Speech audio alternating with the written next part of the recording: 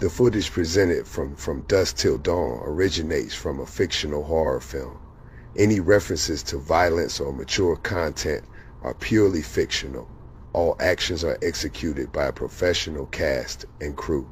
The footage is intended solely for commentary and analytical purposes.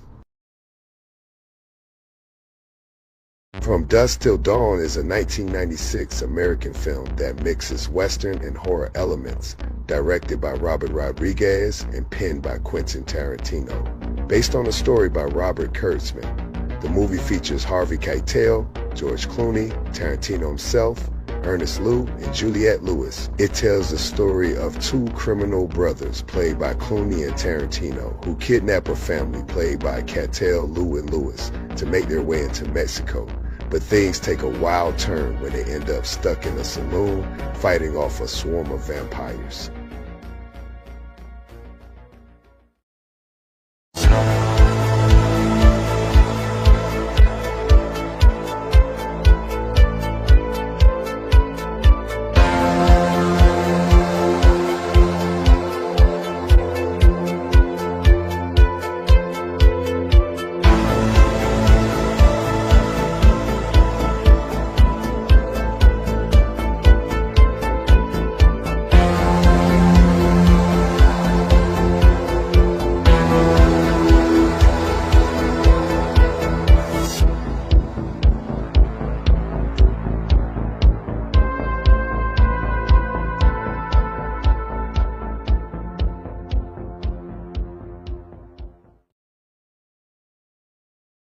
Development. From Dusk Till Dawn was originally dreamed up by Robert Kurtzman, who penned the first treatment back in 1988 to give his special effects and prosthetic makeup studio, K&B EFX Group, some work. In 1990, K&B brought Quentin Tarantino on board to write the script, marking his first paid gig as a screenwriter. He took the job for $1,500 and a deal for K&B to handle the makeup for Reservoir Dogs. Kurtzman had his sights set on directing From Dusk Till Dawn, but since he had no feature directing experience and the film's violent and unique storyline made studios hesitant, he struggled to get their backing, despite an initial budget proposal of $2 million. After Pulp Fiction hit the scene, Tarantino reached out to Miramax saying he wanted to make From Dusk Till Dawn next, this time with Robert Rodriguez directing, someone he felt was a great fit for the film's vibe. Miramax was on board, and filming kicked off in the summer of 1995. Quentin Tarantino originally intended to direct From Dusk Till Dawn himself right after Pulp Fiction and before Jackie Brown, but with the script and his role as Richie Gecko taking up so much of his time, he chose to pass on the directing gig. Before his friend Robert Rodriguez took over, there were talks with Tony Scott and Rennie Harlin about directing the film. The production. Rodriguez, the director, reminisces. You'd be turning the page and suddenly there were vampires. You were like, wait a minute. Writer, actor, Tarantino shares. I just had such a good time with those characters. I had a blast with those characters. It's two movies put together and you kind of flip a switch and we don't indicate it to the audience. Rodriguez adds that the success of a previous Tarantino project helped them gain the freedom to create the film they envisioned. We were young filmmakers. We were really testing the boundaries, he explains. People were going, this is all wrong. It's two movies in one. After Pulp Fiction, everybody wanted to make it. And they go, it's two movies in one. It's fantastic. Before George Clooney landed the role of Seth Gecko, a bunch of other actors were considered for the part. Names like Antonio Banderas, Steve Buscemi, Robert De Niro, Jeff Goldblum, Michael Madsen, Tim Roth, Christopher Walken, and James Woods were all in the mix, but they all passed because of scheduling issues. The only actor who passed on the role for reasons besides a scheduling conflict was John Travolta. He wasn't keen on doing a vampire flick and opted for Pulp Fiction instead. Principal photography. Production for From Dusk Till Dawn kicked off on June 13, 1995, and wrapped up principal filming by August 20th, 1995. The movie was filmed in various locations, including Austin, Texas, Chihuahua, Mexico, and several spots in California like Barstow, Lancaster, and Los Angeles. Some scenes were also shot in Redmond and Seattle, Washington.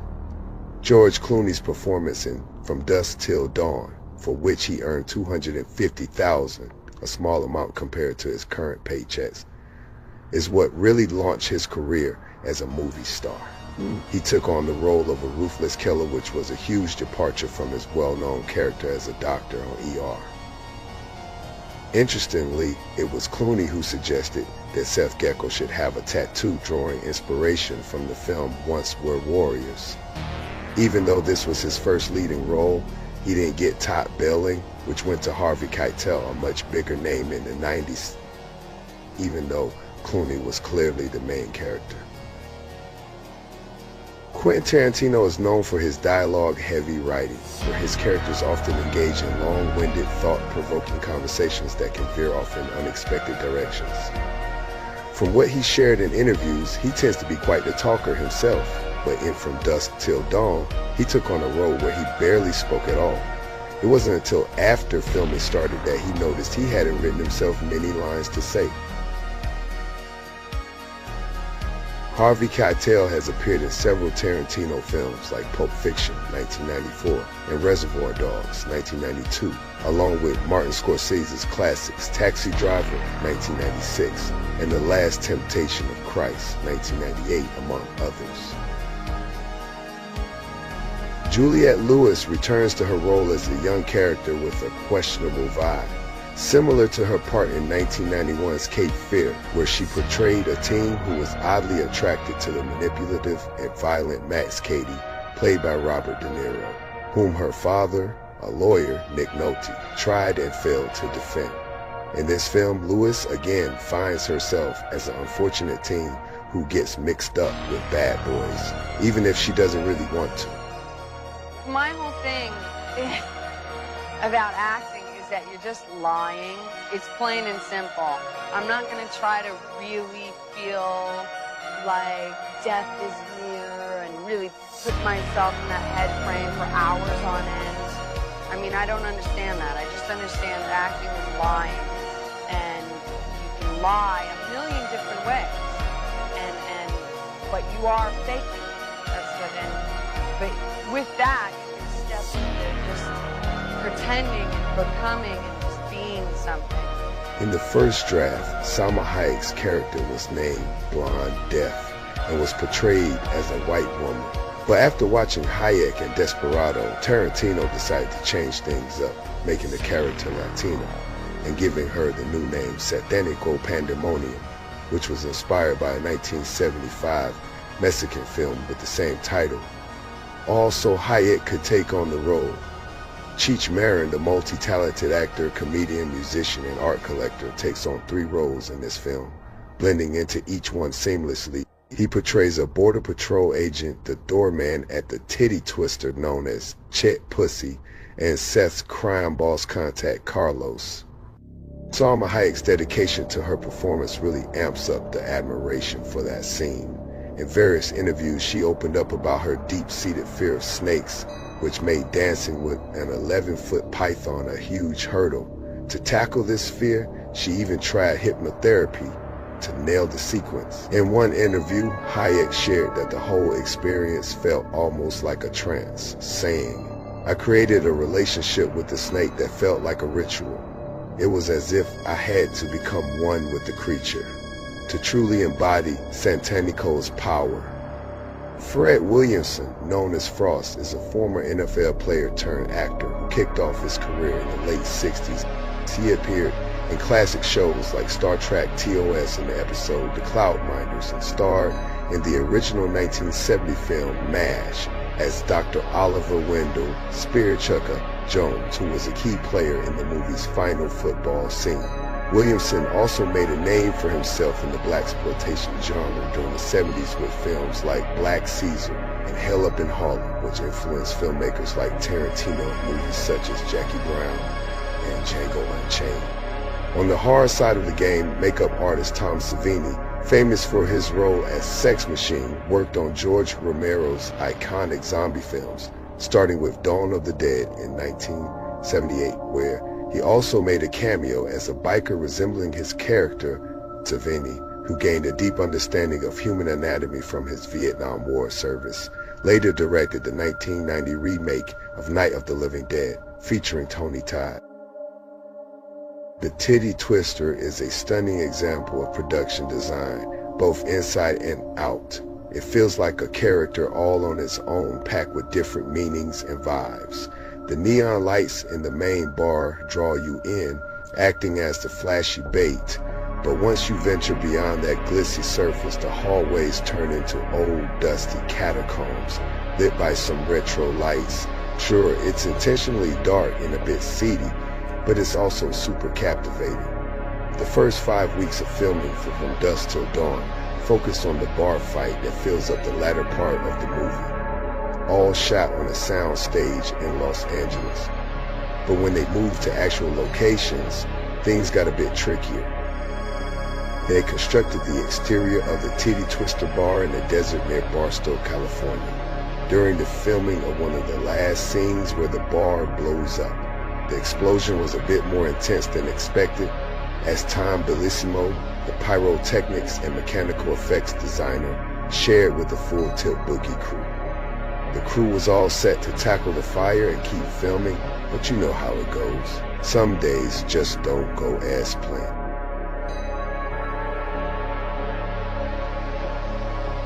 Not long after, a dust storm rolled in and they had to wrap things up for the day. But Mother Nature wasn't done yet. During the martini shot, which is the final shot of the production, it started to rain, leaving the crew in a holding pattern since they needed sunlight to keep everything consistent. As one of the co-producers humorously pointed out in the documentary, they were just waiting for the frogs to show up. Quentin Tarantino is well known for his over-the-top violence in films, often seen as a satirical take on how violence is portrayed on screen. But there's one scene in From Dusk Till Dawn that was so brutal, even he thought it was too much. A vampire stripper had her stomach split open like a giant mouth, and then she pushed someone's head right into it and chomped it off. Tarantino thought it was way too graphic. You can check out the scene in the deleted scenes section of the special edition. Non-union crew. The making of From Dusk Till Dawn faced a bunch of annoying delays. First off, the outside set of the strip club caught fire and needed to be rebuilt. On top of that, there were dust storms at the filming site, and using a non-union crew stirred up some strike threats. Rodriguez and Tarantino have quite the history with Hollywood unions. Most of Rodriguez's early projects were made with non-union teams, while Tarantino isn't part of the Writers Guild of America, though he is a member of the Directors Guild. His film, From Dusk Till Dawn, was also a non-union project, which almost caused some issues. Got the whole union Woody Guthrie thing on their side, where public opinion, switches to them. And they say, Quentin's making $2 million, and this grip over here is saving money to buy a motorcycle. All right, who's wrong? Okay, well, if you break it down to a soundbite, I'm an asshole. According to a report from Variety, the International Alliance of Theatrical Stage Employees, IATSE, wasn't too happy about an $18 million movie being filmed in Los Angeles with a non-union crew. They tried to get the crew to join the union, but Tarantino and producer Lawrence Bender shot down their attempts, arguing that it would bump their budget up by $300,000, a claim that IATSE disputed. During the production, there were ongoing tensions between the two sides, but in the end, IATSE didn't take any action. As revealed in the making of documentary Full Tilt Boogie, Miramax eventually decided to offer health care to the crew member. Box office. From Dusk Till Dawn hit theaters on January 19th, 1996. In its opening week, it raked in $10.2 million in the U.S., making it the top film of the week.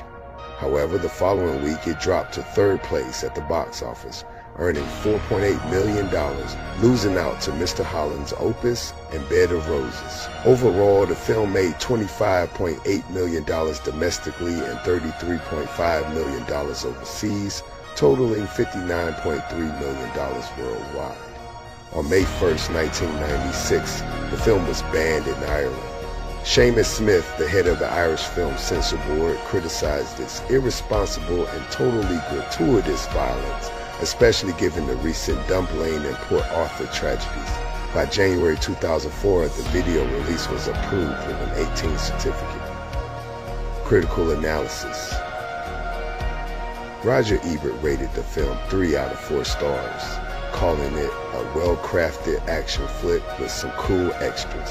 In her review for the New York Times, Janet Maslin noted the second half of From Dusk Till Dawn is so unyielding that it feels like a faucet has been turned on and left running. While some scenes are fun to watch, the film loses its cleverness when the action becomes so gruesome and exploitative that there's no room for dialogue. Entertainment Weekly gave it a B, with Owen Gleiberman commenting, "Rodriguez and Tarantino have taken the cynical approach of modern corporate filmmaking and turned it into a junk-conscious attitude. In From Dusk Till Dawn, they create such a spectacle that they make pandering to the audience seem trendy." Lesson Howe from the Washington Post remarked, "The film treats its viewers with disdain, serving as a testament to its own lack of creativity. It's a victory of the grotesque over substance, mindless nihilism masquerading as coolness." Steve Biodrowski from Cine Fantastique wrote, "One might have expected the collaboration of Quentin Tarantino and Robert Rodriguez to create something explosive, but instead of a thrilling experience, we get a slow burn, a lot of disappointment, and a minor explosion." Mick LaSalle from the San Francisco Chronicle described the film as an ugly, unpleasant story about criminals on the run that halfway through turns into a dull and utterly off-putting vampire comedy. If it's not one of the worst films of 1996, it's certainly made for a rough year. In his review for the Austin Chronicle, Mark Savloff expressed his opinion. If you're a fan of Martian Ivory, you might want to skip Rodriguez's latest film. However, action and horror enthusiasts have something to cheer about after what feels like a long dry spell for splatter films. This movie brings a playful nod to drive-in theaters and those steamy back seats. This is how you do it right. The violence in From Dusk Till Dawn was a significant point of contention in many negative reviews, even with the green blood. In fact, Ireland went so far as to ban the film entirely. From Dusk Till Dawn in Ireland was eventually lifted in 2004, paving the way for its release on video. Legacy. The impact of the scene on pop culture. This team more than 2 decades later, Santanico Pandemonium's unforgettable dance continues to make appearances in music videos, TV shows, and even fashion trends. This moment has inspired numerous tributes highlighting its lasting impact on pop culture. Disclaimer. Additionally, Hayek's performance in From Dusk Till Dawn was crucial in changing the narrative around Latina women in Hollywood. At a time when Latina actresses were frequently pigeonholed, Santanico's character proved that they could command attention with both elegance and power.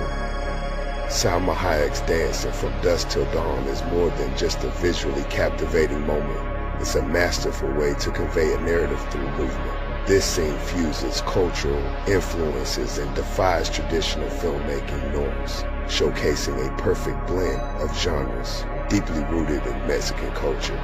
It has left a lasting mark on film history, combining beauty with horror, power with delicacy, and classic elements with innovative concepts. Hayek and Rodriguez created a scene that continues to mesmerize audiences. It transcends mere dance. It represents a stunning transformation that embodies the magic of cinema. Trivia. A highlight in Tarantino's movies is Samuel L. Jackson's iconic rendition of the Ezekiel 25:17 verse from the Bible. This powerful speech was first featured in the earlier draft of From Dusk Till Dawn, where Jacob delivered it as the characters geared up for their final battle against the vampires. What's fascinating is that it actually has roots in a Sonny Chiba film. The path of the righteous man and defender is beset on all sides by the inequity of selfish and the tyranny of evil men. Blessed is he who in the name of charity and goodwill shepherds the weak through the valley of darkness. For he is truly his brother's keeper and the father of lost children. And I will strike down upon thee with great vengeance and furious anger those who attempt to poison and destroy my brother. And you will know my name is the Lord, when I shall lay my vengeance upon them. References to other titles. The El Rey hideout in Mexico, inspired by Jim Thompson's 1958 crime novel, The Getaway. Earl McGraw shows up again in the works of Rodriguez and Tarantino, making appearances in films like Kill Bill, Planet Terror, and Death Proof as a fun little Easter egg. Chango beer and the codpiece gun used by Sex Machine, nod to Rodriguez's 1995 movie, Desperado. Seth also makes a return to the hotel with Big Kahuna Burgers, which fans will recognize from Pulp Fiction and a mention in Death Proof. Plus, Seth Gecko drops the line, "All right, Ramblers, let's get rambling," which is a shout out to Tarantino's Reservoir Dogs. All right, Ramblers, let's get rambling. Okay, Ramblers, let's get rambling.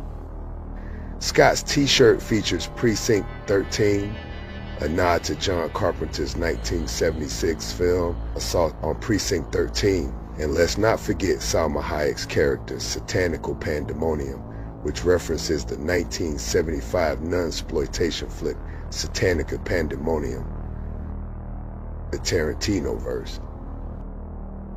Quentin Tarantino's movies are all linked together, and he's mentioned this in interviews. From Dusk Till Dawn is part of that universe, even though he didn't direct it. According to Tarantino, his films exist in two separate realms: the real world, which includes Pulp Fiction and Once Upon a Time in Hollywood, and the fictional films that the characters would watch, like the Kill Bill series. From Dusk Till Dawn fits into that second realm. Due to this, From Dusk Till Dawn includes some fun Tarantino nods like Big Kahuna Burger, plus Michael Park's character Texas Ranger Earl McGraw, who pops up again in the Kill Bill films and Grindhouse. You can also spot elements from Robert Rodriguez movies, tying everything together nicely. Rodriguez and Tarantino like to call the film an unofficial double feature. The first half is all about the crime story that Tarantino was famous for back then, while the vampire brawl is where Rodriguez really shines.